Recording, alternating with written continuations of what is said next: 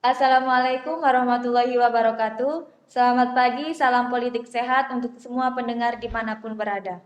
Syukur Alhamdulillah dalam pagi yang cerah dan baik ini kita berjumpa bersama saya Irmawati dalam program Konstitusi bersama Salam Mahasiswa yang akan diisi oleh narasumber kita yaitu Abdi Rahmanda dan Muhammad Nurul Hidayat yang mana mereka merupakan mahasiswa Universitas Islam Negeri Raden Fatah Palembang dari Fakultas Ilmu Sosial dan Ilmu Politik. Dalam kesempatan yang cerah ini, kita akan berbincang-bincang yang cukup ramai diperbincangkan di media, juga di beberapa media konvensional.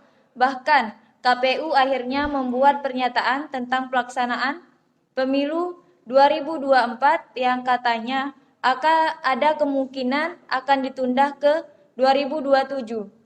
Nah, beberapa alasan penunda itu antara lain karena situasi pandemi COVID-19 yang membuat tidak bisa dipastikan bahwa pemilu di 2024 itu akan berjalan di 2024 dan ada kemungkinan untuk ditunda.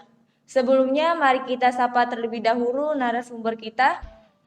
Halo, selamat pagi. Assalamualaikum kepada saudara Abdi dan saudara Nurul. Halo, selamat pagi. Waalaikumsalam, Mbak Irma. Bagaimana nih kabar kalian hari ini? Alhamdulillah baik. Alhamdulillah. Hmm, Bagaimana nih ya respon kalian nih terhadap isu yang tersebar itu yang katanya pemilu yang seharusnya dilaksanakan pada 2024 akan terjadi pada 2027. Apakah ada aspek hukum yang dapat menopangnya? Begini, Mbak Irma. Kita lihat dari aspek penyelenggaraan pemilihan umum, telah tertulis jelas bahwa Undang-Undang menjelaskan pada pasal 22D dalam pemilihan umum itu diselenggarakan 5 tahun sekali. Kalau tidak dilakukan secara 5 tahun sekali, itu adalah pelanggaran terhadap konstitusi yang tentu tidak bisa diundur apalagi cuma dengan alasan pandemik. Gitu, Mbak. Benar kata saudara Abdi. Tadi jika dengan alasan pandemi COVID-19 saja, itu tidak bisa dijadikan alasan besar untuk memundurkan pemilu di 2024 ini. Iya. Berarti banyak kemungkinan gitu untuk pemilihan umum ini dijalankan pada 2024 ini ya, gitu. Iya, jadi banyak kemungkinan untuk tidak bisa ditunda selain pelanggaran dalam undang-undang. Pemunduran ini juga berkaitan dengan jabatan presiden. Jika terjadi penundaan maka akan terjadi kosong karena undang-undang tidak mengenal jika presiden dan wakil presiden habis masa jabatannya. Maka presiden dan wakil presiden tidak bisa angkat menjadi presiden. Tapi ini ada wacana nih, soal untuk melakukan ini akan dilakukan amandemen konstitusi. Apalagi ada isu soal akan dilakukan amandemen untuk mengatur pokok-pokok haluan negara. Kalau ada amandemen yang memfasilitasi kerangka aturan, melakukan penundaan pemilu karena alasan darurat COVID-19, pandangan kalian sendiri sebagai mahasiswa ilmu politik meresponnya seperti apa tuh? Menurut pandangan saya nih Mbak, jika di MPR pendukung presiden, maka bisa terjadi apapun terhadap undang-undang dasar itu.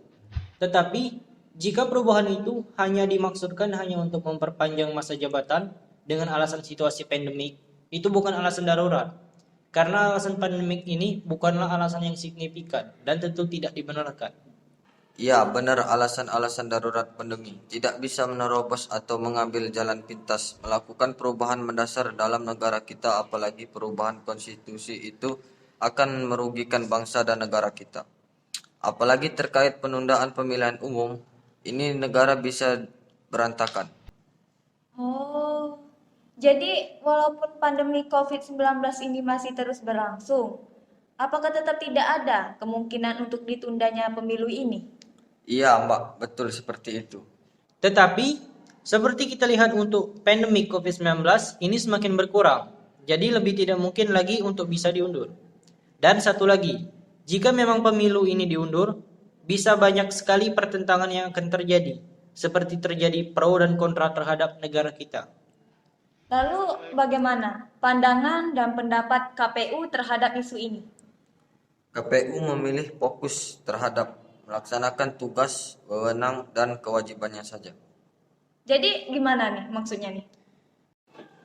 Benar yang dikatakan Bang Nurul tadi. Selain itu, KPU juga menyatakan bahwasanya instansinya taat dan patuh terhadap peraturan perundang-undangan yang berlaku, terutama pasal 167 ayat 1 Undang-Undang Nomor 7 Tahun 2017 dan pasal 201 ayat 8 Undang-Undang Nomor 10 Tahun 2016 yang berisi mengatur pemilu dan pemilihan serentak nasional akan diselenggarakan pada 2024. Oh, iya.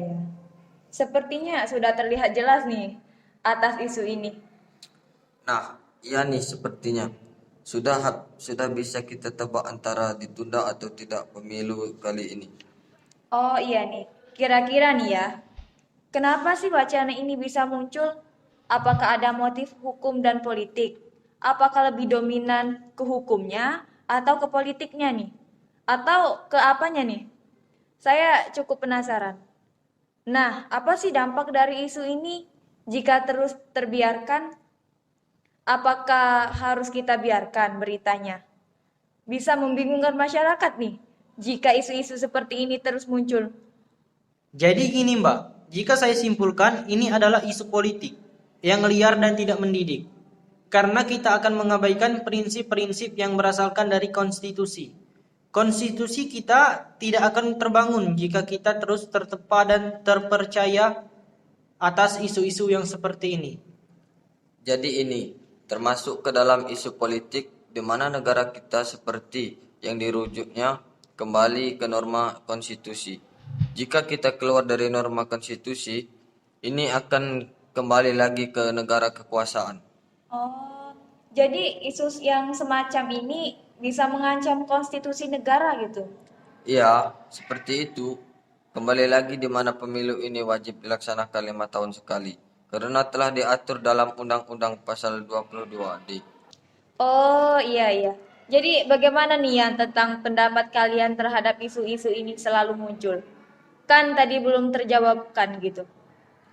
Ketika ini diabaikan, akan timbul bahaya-bahaya yang akan mengancam kelangsungan negara. Paling tidak akan merusak tatanan negara, tatanan ekonomi, tatanan hukum, dan lain sebagainya. Jadi untuk orang-orang yang mencintai negaranya, mencintai konstitusinya negaranya, pasti mereka menolak terhadap isu-isu yang muncul seperti ini.